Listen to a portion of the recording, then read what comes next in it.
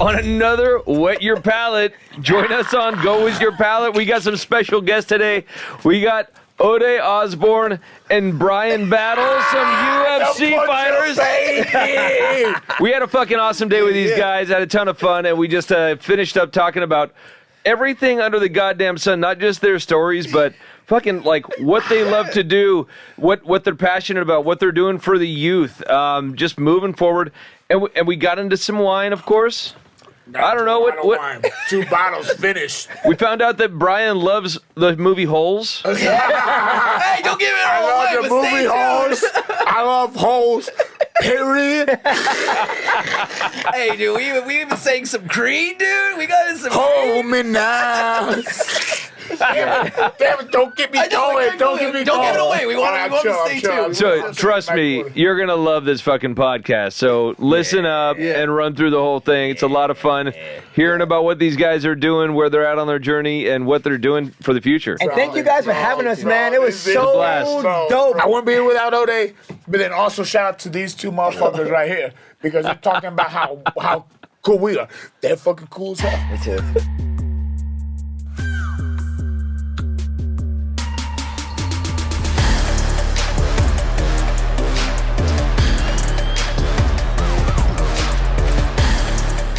So cutting weight, I passed out once cutting weight on the toilet. Like I was trying to I was only like 0.5 off. So I was 126. Trying to do anything you could to get Oh shit! Yeah. This man tried jacking off to make that 0.5. He beat off. That's a lot of jacking off. No, he beat off. He told me one time. I tried. It didn't work. Dude, I tried my best. You're going ounces at that point, man. Yeah. So when you're that, it doesn't even work the right way. You're dehydrated. Please, for the love of God. We got to talk about cutting because there was one night I had to cut weight. I had to lose like 4 pounds or something. I ended up losing 7. Okay. But it was just like I was wearing one of those sweatsuits and shit, and you like, you know, sauna suit. Run a mile and then like just empty your sweat out and shit. You feel like shit the next day though. Put a pin in that because that's some good shit. Should I tell my shit story? We want the shit story. It's not a bad shit story. You know what I'm saying? As far as stories go, where you shit yourself. You gotta tell the jacking off story too. Here's the thing, I don't even really. I just know I did it. I don't remember all the details. I was a little dehydrated. I just know I did it. I just know I did it. I know I gave it my best shot. We're cutting weight. We're shitting ourselves. We're getting into all sorts of stuff right off the bat. I was 18 and had my first real job. You know what I'm saying? And I was I opened up a restaurant. You know what I'm saying? I would go move stuff. There was multiple restaurants, so I'd move stuff between the restaurants. So I had to get there first, you know what I'm saying? And so I woke up, normal morning, in this rush hour traffic on the way there, and I was like, damn, dude, I really got to my stomach feels fucked up. I was like, this is crazy. And as I keep on driving, I'm like, yo, my stomach's really fucked up. I might be, like, sick, you know what I'm saying? And I get there, so as soon as I park my car, I run out. I'm trying to run. I'm like, I know I need to get to the bathroom. I ain't shitting myself yet, don't worry. You know what I'm saying? I get to the door and I'm trying to unlock it and I just went projectile vomit everywhere. And I'm shit. Open the door and I'm projectile vomiting all the way to the bathroom. You know what I'm saying? But you know what I mean? And got to the bathroom, took a shit, threw up. You know what I'm saying? Now I'm like, all right, well I guess I gotta clean up all this vomit. You know what I'm saying? So I'm cleaning up. You probably shouldn't have been at work. No, definitely. The head chef got there. He was like, was that you? So I was like, yeah. He was like, get the fuck home. Get the fuck to the hospital, bro. Fucking food going around. And so I'm driving. Now this is when the shit starts in the fan because I'm driving back and it's not getting better. You know what I'm saying? And I was driving and I pulled over. The whole time I'm just clenching my butt cheeks because I got a fucking shit and I'm trying to hold it in. But there's one point where it's like, all right, I had to throw up. And so I just pulled over somewhere real quick. And I just opened the car door and I went to throw up. And as soon as I went to throw up, when I tell you that shit shot up my back. I'm like,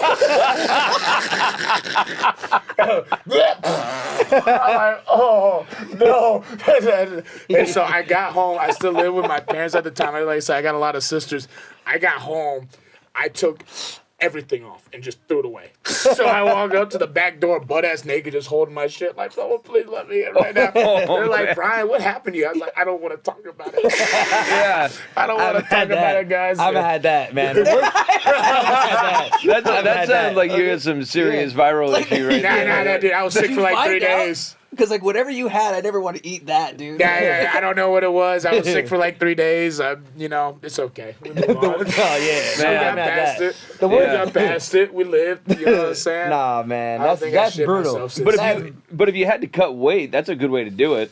I mean, so the only problem with that is when you cutting weight, you don't got that much shit in you. exactly, and then you end up passing out. So I actually passed out on the toilet cutting weight once, like no joke. So John Wood, he coaches Syndicate. He just coached Marab. Congrats, Marab.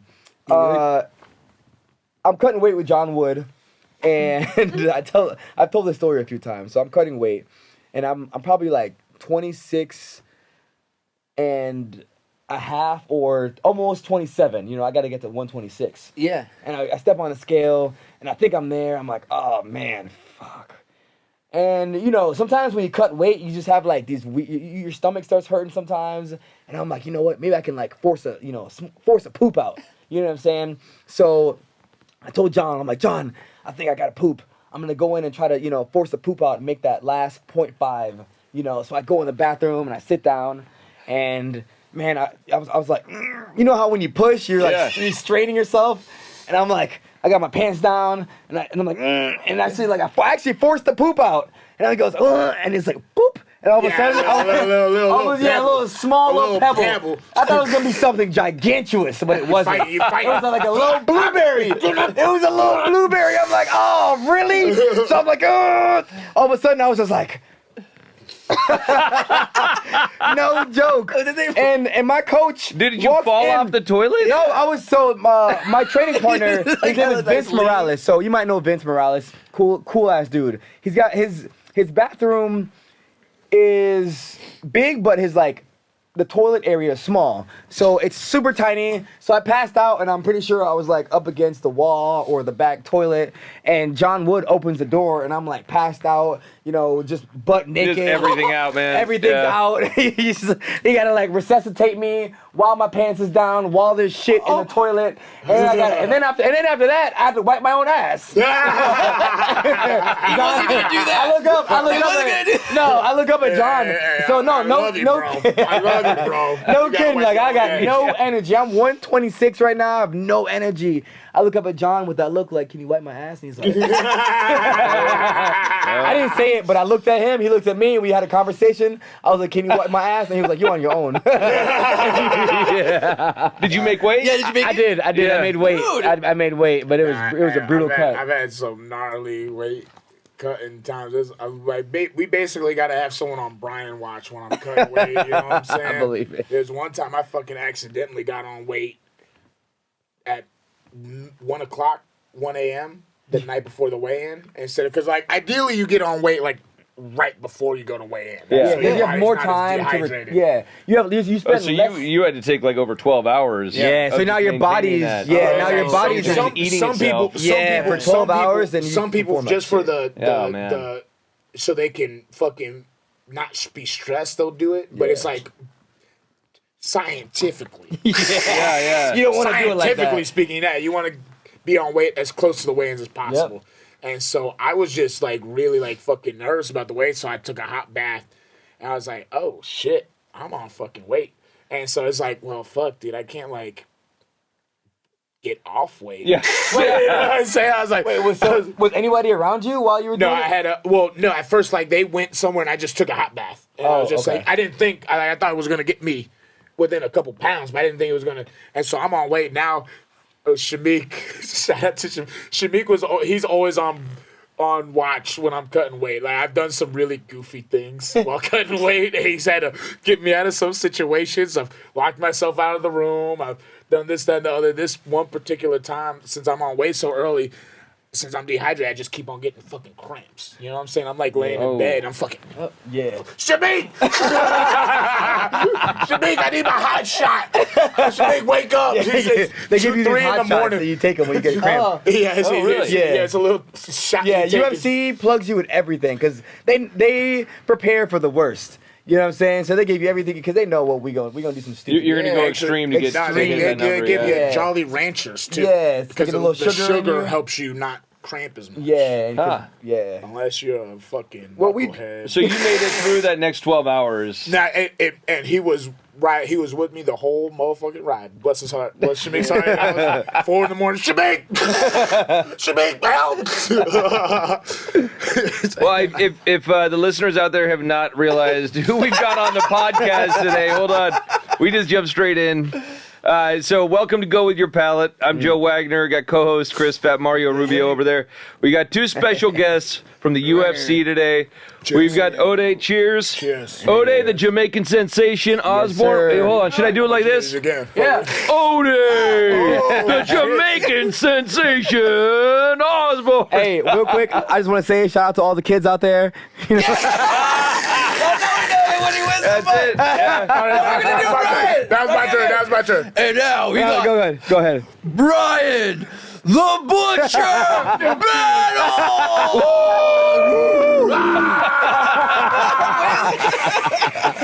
Okay, so we were making a joke before. We were making just not on the camera. We were making a joke before because we got so many personalities in the UFC, and I'm like, the guy that is motivating, positive. Shout out to kids, and Brian's like, man, fuck you, you all are a bunch of piece of shit. No. The funniest one is I had this fight that was a no contest. I don't know. It was Ange Losa. It was whooping his ass.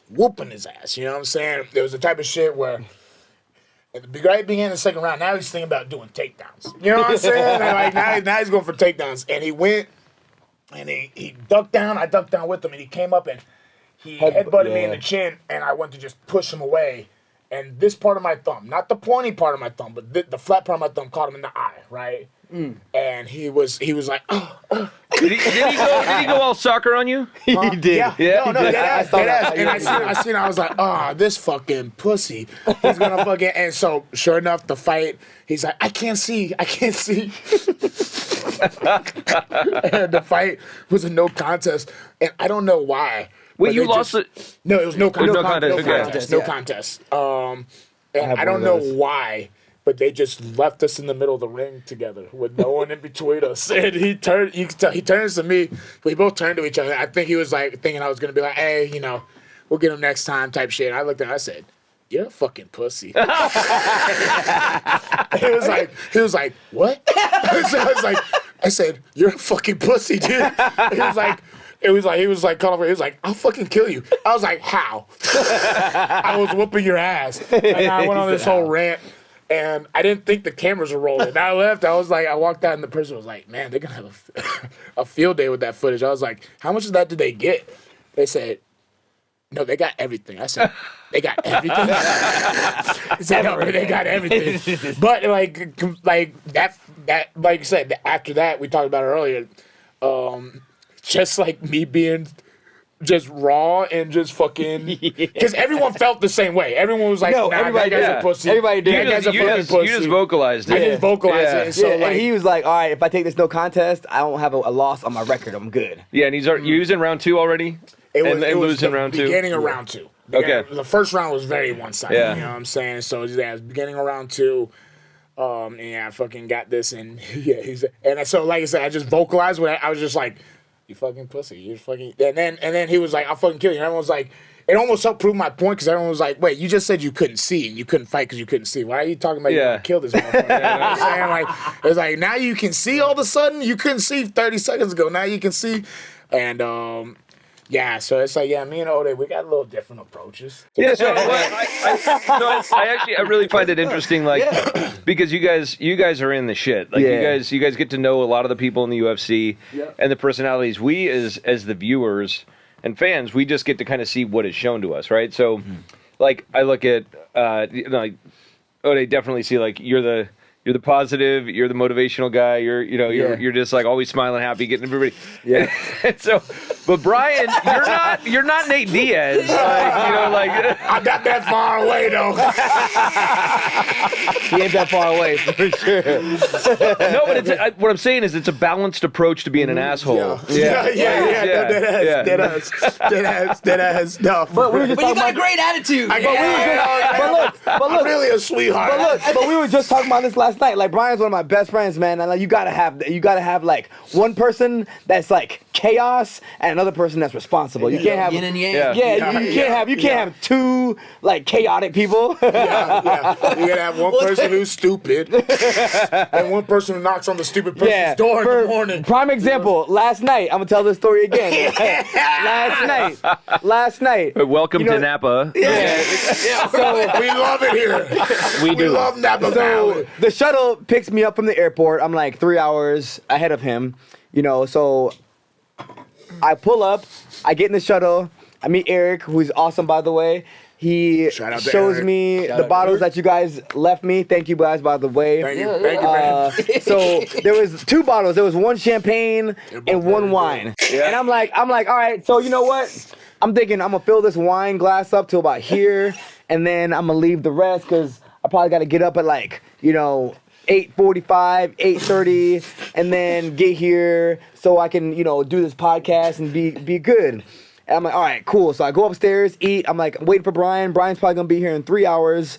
We can have a chill night. Man, this dude pulls up like Fresh Prince of Bel-Air. He hops out. I meet up with Brian and he's lit. He's fucked up. I'm like, oh my God. It was really good wine. I'm like, oh yeah. I just hit it. I'm like, oh, man. Otis said he left me half a bottle. There was 2 bottles in there. I didn't think he was gonna drink both of them. 2.5. I didn't. So anyways, It was a long ride. So he's like, all right, let's get some. Let's go to the bar. I'm like, I don't know what's around here, so I look up this bar. I think it's Bill Co's or whatever. Bill Co's. Oh, yeah, Bill Bill Co's. Co's. Little And pool this man is at the bar, hammered. He's like, yeah. Everybody else is at the bar like, yeah. And he's got the People were bar. like, it's a Monday night. I'm like, I love Monday. He's got the bar turned up, and I'm like constantly looking at my watch, like, man, we gotta get up in like a couple of hours. It's 2:30 almost. Like, damn. So I'm like, Brian, we gotta go, man. And he's like, wait, let me get one more drink before we go. I'm like, you don't need any more drinks. I couldn't talk him out of it. He ends up getting another drink for whatever reason. He ends up getting another drink. I'm like, oh man, we don't I'm a need machine, baby. He goes to the bar and orders a double Jack and Coke. Not even like a regular. Okay, yeah. Oh yeah. Keep in mind, And you're sprinkling a little caffeine in there too. That's always good. Yeah, a little bit. Touch. There's a touch. He's already beyond the edge. I'm like, the last thing this guy needs is a double Jack and Coke. But whatever. I'm like, he gets a double Jack and Coke. We were like, all right, so let's get back to the hotel. We stumble back all the way to the room, and I'm like, oh man, let me set this man's alarm because I know he's not gonna wake up on time. So he lays on the bed for a second. He lays on the bed for a second and just passes out. He passes out on the bed, and he starts snoring. I'm like, all right, I'm gonna head up. What the hell is my hat going? He starts snoring. I'm like, oh yes, he's asleep. All right, cool. I'm about to go back to my room now. He's finally down and out. I cannot make this up. I get to my room. 5 minutes later, he calls me. Where'd you go? He's like, where are you at? We're not finished yet. I'm like, And no, we're dude. not done till I say we're done, damn it. I go, Brian, it's 3:30. We gotta get up at 9:30. We gotta be there in the lobby at 9:30. He goes, oh shit, you're right. All right, man. I'll see you tomorrow morning. Wait, but hold on. You're missing because there was a post online that tagged you. Yeah. Yes. There was Hey, we talking about the Glizzy? Is that what you call it? I'm a The Glizzy. goblin. You never heard about the Glizzy? I'm a No, what is a goblin. glizzy? A Glizzy's A glizzy's like a hot dog. Like hot dog. So in New York they call it like a glizzy. Young Okay. kids, Yeah. young kids It's with are made everything on eating- it. Young kids are made. Well, it's partially that, but young kids are made eating hot dogs gay. You know what I'm saying? Like, you know what I'm saying? Hey, no, I'm for old real. enough. I'm old enough. You can't take hot dogs away from me, Dan. Especially, that shit. especially when you say, you know, he's like, I'm the Glizzy gobbler. That does sound kind of gay. Normally, that's supposed to be something you're not proud of. Damn it, He's I'm like- gonna gobble that got- Glizzy, damn it. So is a Glizzy any hot dog, or is that a hot dog with bacon wrapped? It's like any hot dog with a lot of With a lot of shit on it. Yeah, That's pretty much. originally that's what a Yeah, Glizzy just a was. But Glizzy, now, yeah. now a Glizzy is literally like, any hot dog, yeah. and like motherfucker would be like, yo, that's kind of sus. And I'm like, fuck you and your sus.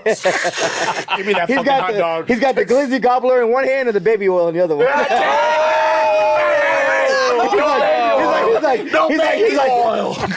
He's pouring the baby oil on the Glizzy. Don't get him. Don't get him. He's putting the baby oil on the Glizzy. He's like, No, he's like Glizzy just raw. He doesn't get raw Glizzies. No bun. No. I gotta loop this He's like, Glizzy up. No ketchup, no mustard, just give me the dog. Dude, you're right there with those hot dog contest eating guys, dude. Fucking. So anyways, he's hammered and he goes up to the hot dog stand last night, and you know, and the dude is like super cool and he's like, yo, what's up, man? Let me get one of them hot dogs. Let me get one of them hot dogs. And he goes, I can't make this up. I'm sending you the clip so you can add to the podcast. Yeah, please. Yeah, we gotta get that clip. I'm gonna send you the clip. Because you guys just made so many people's nights in Napa on a fucking Monday, like the best nights. Hey, You guys, they were like, dude, I was at, like, they come home, they're like, I was at No Pickles. joke, I You won't can't- fucking believe this, dude. Yo, I can't make this up. Did they even know you guys were fighters? No, not until the very end. Well, I was under the influence, so I definitely said my name and my fight name a couple times. He goes, Brian the Butcher Battle. Brian the Butcher Battle. He goes, I was like, so this, I can't make this up. This homeless guy comes up. He's riding his bike. He's on his bike, and he's like, "What's your guys?"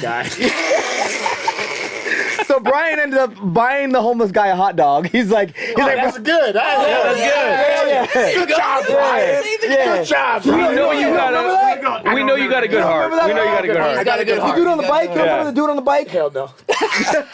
Yeah, so the gave him a hot dog. the homeless man comes up and he's like, "You want a hot dog?" And it's like, "Yeah, man, I'd love a hot dog." And fucking, so he buys him a hot dog, and the guy at the hot dog stand's like, "Oh, I got jalapeno poppers too." And he goes, "Give me one of them. Give me two of them poppers." And dude, I can't make this up. It's hot as fuck. And if you think the Glizzy Gobbler is gay, he took this fucking jalapeno popper up and he's like. He put the whole thing in his mouth. It's so hot, burns the fuck. You don't remember that? Oh, temperature hot. Yes. Okay. Yes. That's the worst. Yes. Temperature hot. Well, I was thinking it'd be like spicy hot, but no, temperature hot. No. Temperature I hot thought you is meant like the way he was doing it. No. It was good. No. Really good wine on the Mercedes van. He's like, oh shit. He burns the shit. You don't remember that shit? No. You burn the shit out of your mouth. My mouth feels good tonight now. And so he starts I eating love that, the game. and he starts eating his hot dog. And by the time his whole chest is filled with mustard and mayo and everything else, he's just covered in mess. And I'm like, Brian, come here. I start wiping off his shirt. Good friend. He's a really good friend. Yeah, seriously. I mean, I was up early enough to almost join you guys. Woke him up, dude. He was That's what we're gonna do. That's That's true. how we're gonna be like, hey, what are you doing? Hey, dude. I'd be Did like, wake you up? I'd be like, Or did I wake you up? I don't know if this is gonna work out tomorrow, man. These guys are wild. I'm coming to work. I'm coming right now. Yeah, man. Well, I knock welcome on the- to Napa, man. That is a great entry story. And like, yeah, Monday night, you guys did make some people's nights. Like that's. I wish I was there. I have a buddy. Nicholas Moda. You know what I'm saying? He was in Vegas for a while. He's in Thailand now, yeah. and he said he had a fight. His last fight was in somewhere in Asia, and we all got the same agent. And our agent hit him up, and he thinks a lot. You know what I'm saying? He's an overthinker, and so he was like, I don't know if I should. And I was in Vegas that weekend.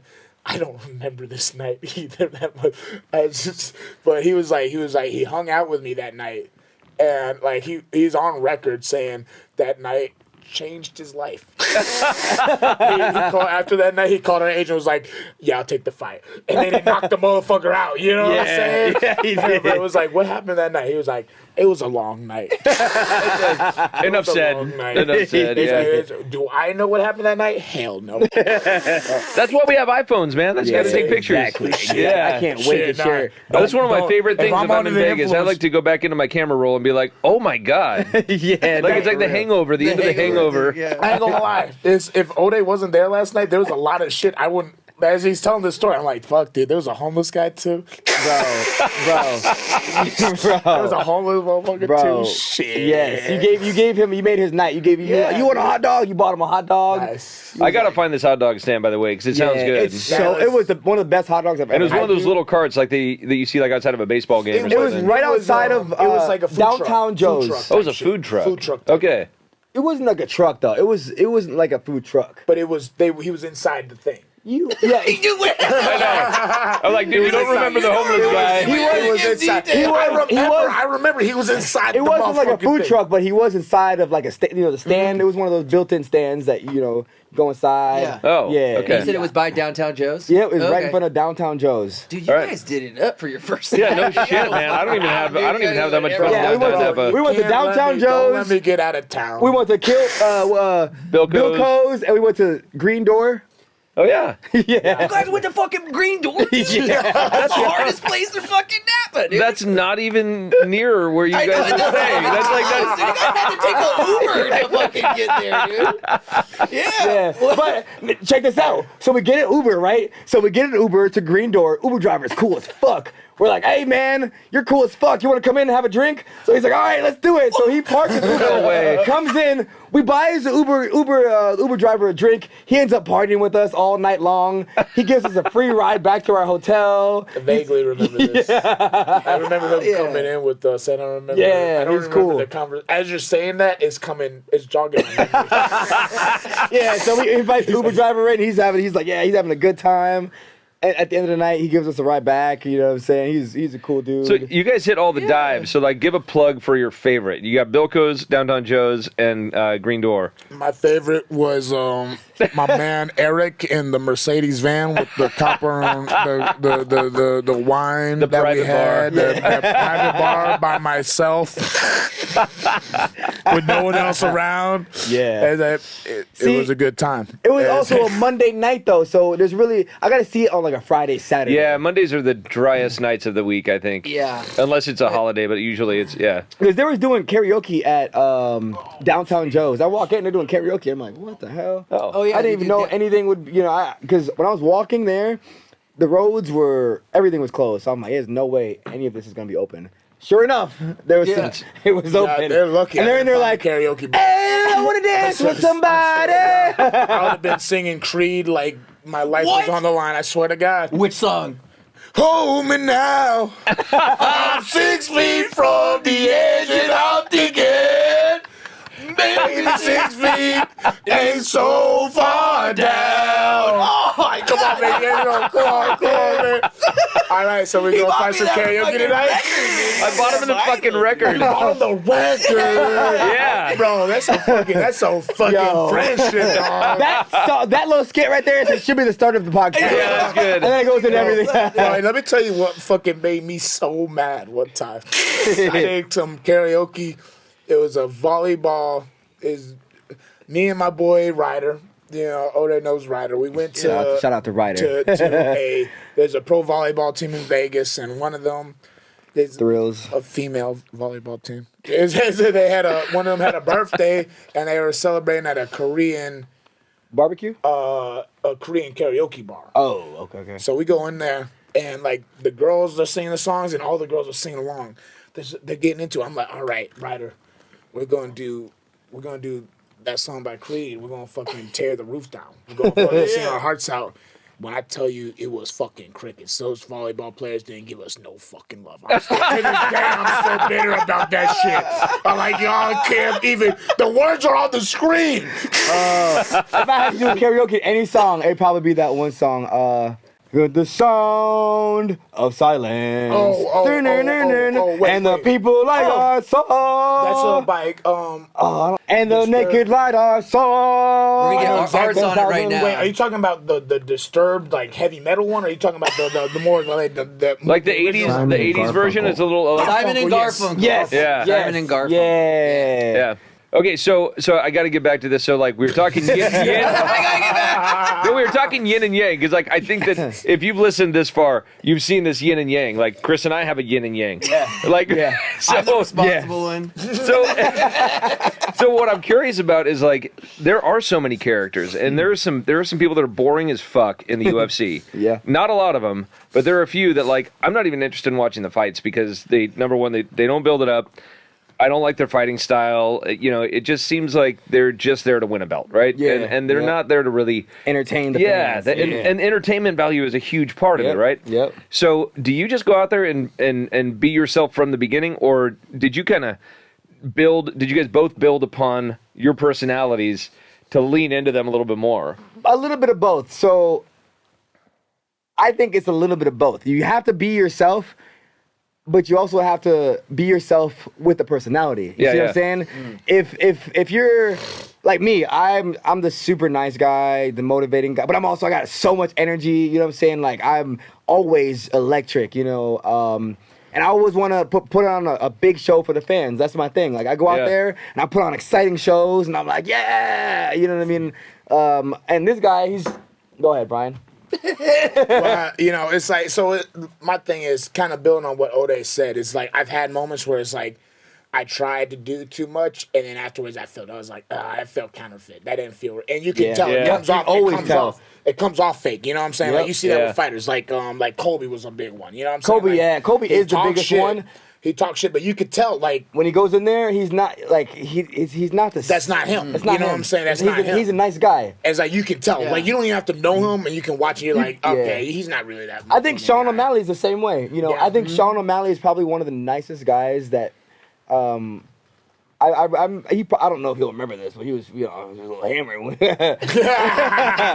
But I hung out with him at, you know, Zook one time, and I was like, man, this guy is super, super, super. Because you can feel somebody's vibe. You know what I'm saying?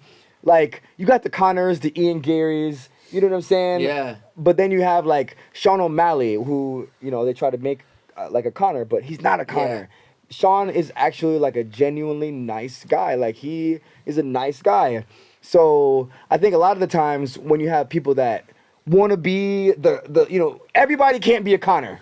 Everybody can't be a Connor, and you got everybody wanting to be a Connor, and so. But then on the flip side, what I say on the flip side of that, right, is when people do too much, then there's the people who are a little bit insecure. You know what I'm saying? And they don't do enough. Like you said, they're like, it's like some people create a fake version of themselves, and then some people aren't themselves at all. Like just like. Dude, you know what I'm saying? Like too quiet, too like won't like they'll talk shit in the gym, but they won't talk shit here because they're like they're afraid of, you know, like the repercussions. Like if I talk shit and then I lose, you know what I'm saying? It's a bigger risk. So that's their ego getting in the way. If it's not themselves, if they're not lack of confidence. Exactly, if they're not themselves too, it plays a bigger downfall on them. Like Kevin Holland, that's why I like Kevin Holland. He's himself. Like he's in the cage talking shit. That's Kevin Holland through and through. Whether he wins or he loses, he gonna go in there and he gonna talk shit. He gonna go in there and he gonna fight. He gonna go in there and make it entertaining. That's Kevin Holland. You know,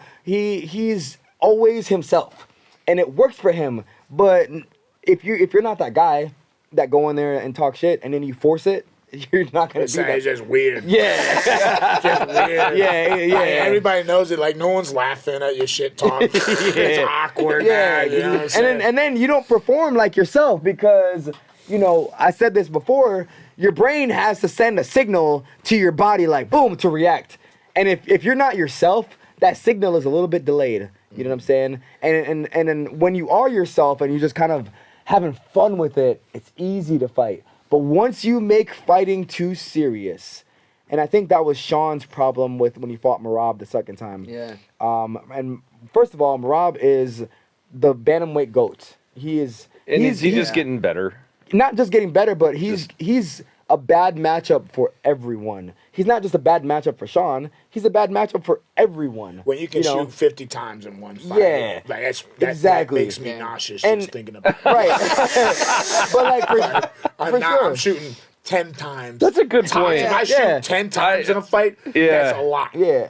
Shoot 50 times. But if you think of like Sean, you know, you can tell he took it too serious. Mm-hmm. You know what I'm saying? Like when he went back into the corner for round 2, you could see like the pressure that he puts on himself. Like I noticed things like that because I was there, and you could see that he's way too hard on himself. Like Sean looked like he had the weight of the world on his shoulders walking into that second round. And I was like, I was there live, and I was like, damn. Do you think he took some of his tools away to keep him like grounded? And well, that's I know he stopped like drinking and smoking and even stopped masturbating. Jane the Peen? Yeah. I mean, like, I would be angry as fuck. Like, I'd be really a lot pent up inside. I'd be like, what did I do this for? Yeah.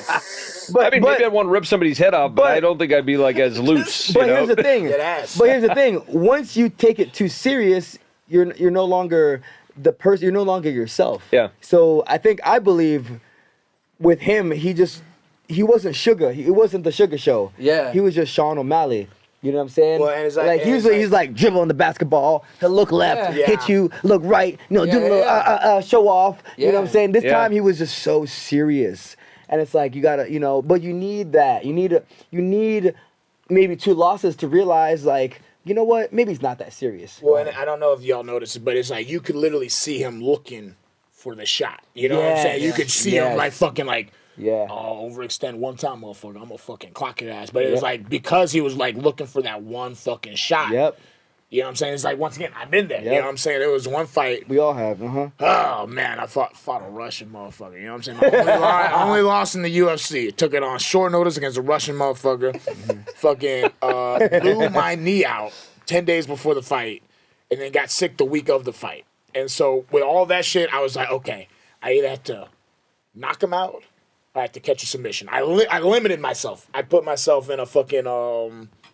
I put myself in like a tunnel. I put myself in like a hole. Put myself in a box. You know what I'm saying? And I'm like looking for this shit that I think I need. It's like the only way I can beat him is I land this shit. And then afterwards, I watched the fight. I lost. It was a decision, but it was bad. Like I think he broke a record for top control. Like, it was bad. You know what I'm saying? It was bad. He pretty much impregnated Bryan. It was. I was. What was worse is like my knee, because my thing is like my takedown, especially back then, my takedown defense wasn't. It was good, but it wasn't. My get-ups were really good. And it's like now my knee's fucked up, so I'm trying to get up. My knee keeps on sliding out of place. And so it's like I can't fucking get up. But I can hear this motherfucker. I was like, you fucking lucky bastard. I can fucking get up right now. But it was like, I'm watching the fight afterwards. I'm like, shit, that was that. Oh, fuck, I could have did that. I was like, damn, I really shouldn't have boxed myself in. And kind of like what Ode says, like, if you get really tense and locked in on like one thing, a couple things, it's like you limit yourself. You can't limit yourself. Well, you fucking showed up. That's the thing too. You're just telling a story right now. You're talking about blowing out your knee. You're talking about being sick a week before, and you fucking showed up. And you're like, when your thought process, from what I'm hearing from you, was like you're thinking about what you have to do to win the fight. You weren't thinking about calling off the fight. No. You weren't thinking about that shit. And like we've seen, and we were just talking about it today, where a main event, you know, this last like fight night. With, 2 weeks ago.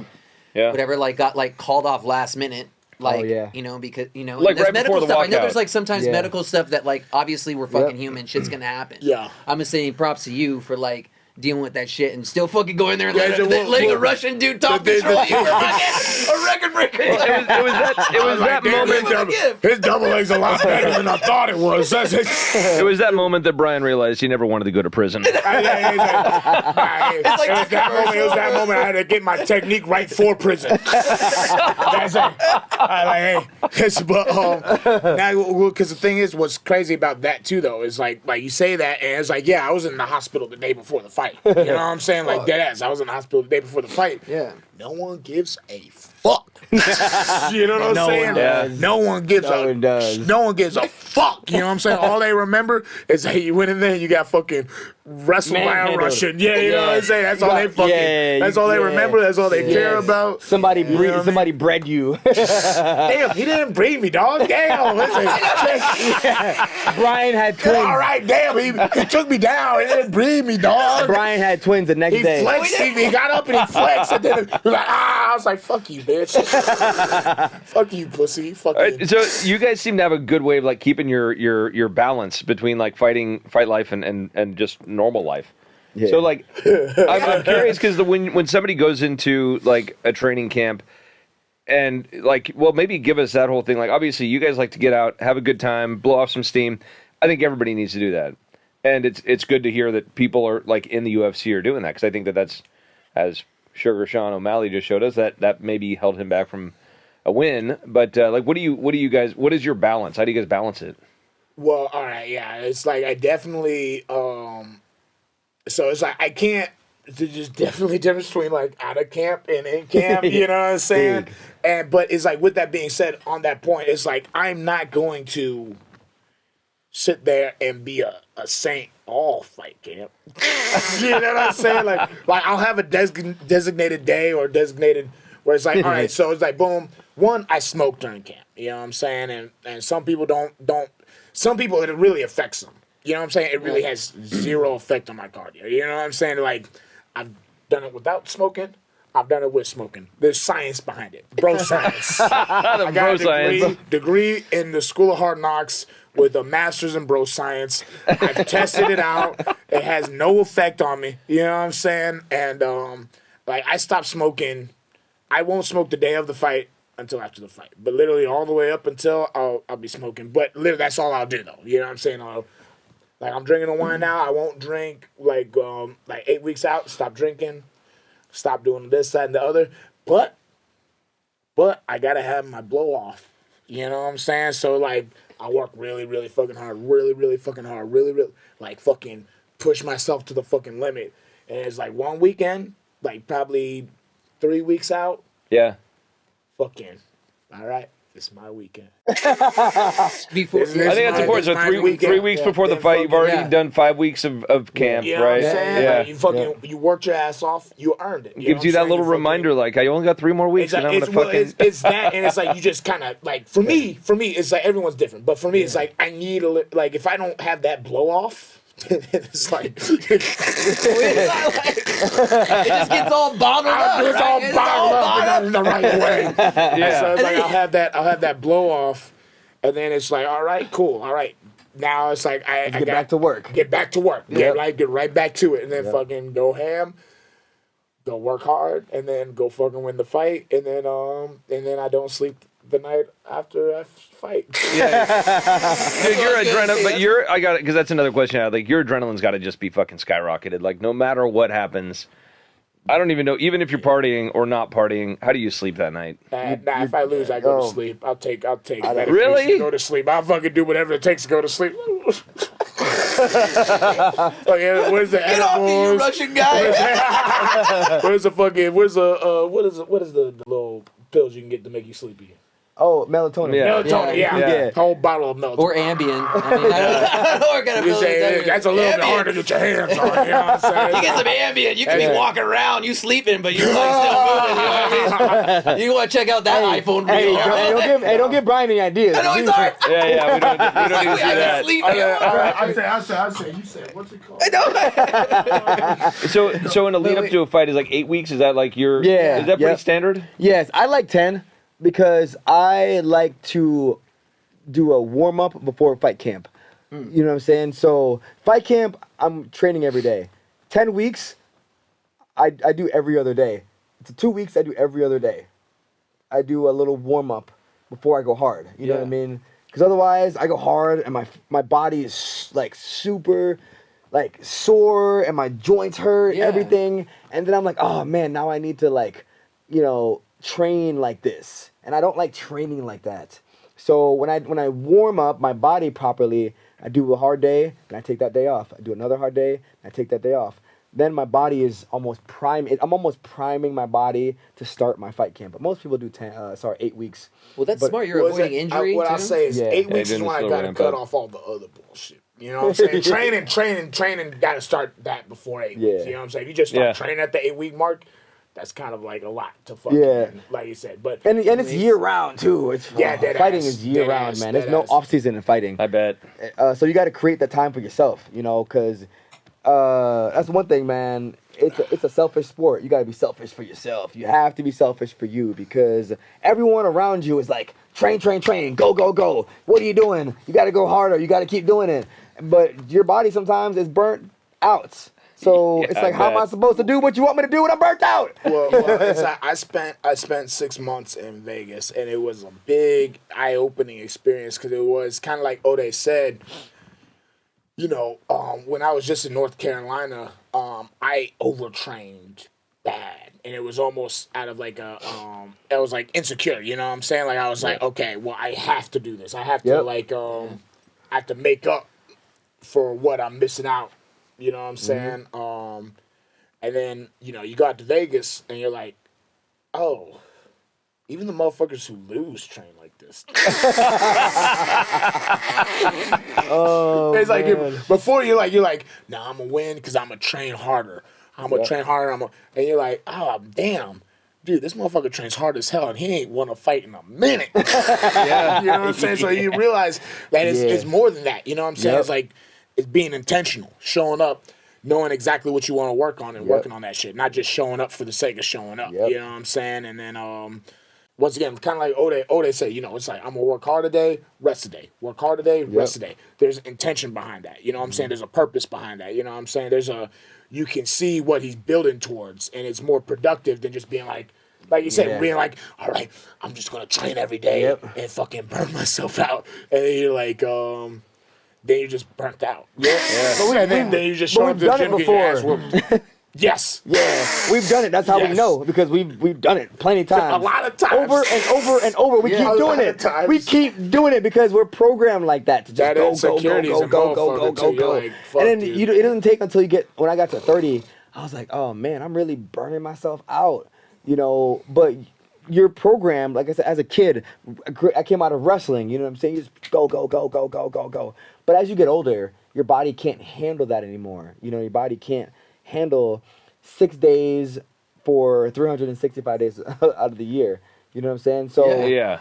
I feel it. yeah, some days you gotta just rest, take your break, and then come back. Because if you're going all the time, man, you are gonna be shot. Well, it's like there's a certain point where you're just like literally spinning your wheels. You know what I'm Yeah. saying? You're stuck in the mud. Running in the same spot. got the foot on the gas. Yep, but not you're going fucking nowhere. Going anywhere. You're not going nowhere. Yeah. You know what I'm saying? You're just running in place. bet. Running in place. And don't you have to be ready for that because you could get like a last minute call, right? And that's going to be a big deal for you if you get called in last Well, minute. And I tell you, because here's the thing, like training, a lot of people keep their weight down with training. Like that's where the discipline comes in, and it's like the weight is a diet thing. You know what I'm saying? Like if you have a proper diet, then you know, like you could be training not as crazy, but if you got a proper diet, your weight will still be in 3 weeks, 2 weeks notice type shit. You know what I'm saying?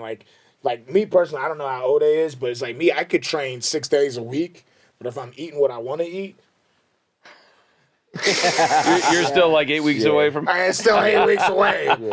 If that, you know what I'm saying? Like I'll be up towards 210, 215, you know what I mean? Dead ass, you know what I mean? Yeah. It's like it's like, and I could be training every day.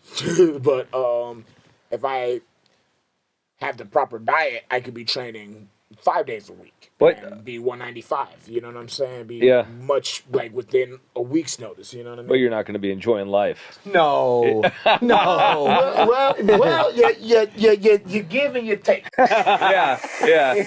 So it's like, all right, I want to drink a little bit of wine today, so I might lay off the carbs and the protein.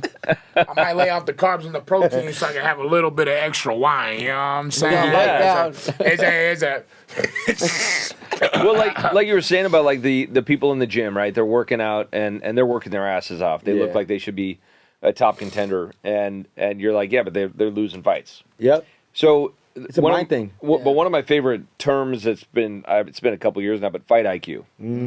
Right? Like, how much of that is just native to, like, You know, I mean, yeah, you can learn question. skills, but like it seems like when you really boil it down, like you're just a good fighter. You have the mechanics, you have the abilities. a lot of fighters don't get the opportunities to become a good fighter. What I mean by that is a lot of fighters get cut so short, so they have 3 fights and they're cut because they didn't perform, 2 fights and they're cut, they didn't perform. And they don't get to become a good fighter because they haven't had the time underneath the lights. Does that make sense? Got it. Yeah. So when you don't have the time underneath the lights, you don't really get a chance to adjust to the crowd. Yeah. You don't get a chance to adjust to like hearing your coaches, to adjust to being comfortable in there. Because all fighting is, whoever is the most comfortable wins usually. Whoever is the most comfortable and the most calm usually wins. You know what I'm saying? So for me, it's like, okay, I've had 11 fights in the UFC, so I'm very comfortable now.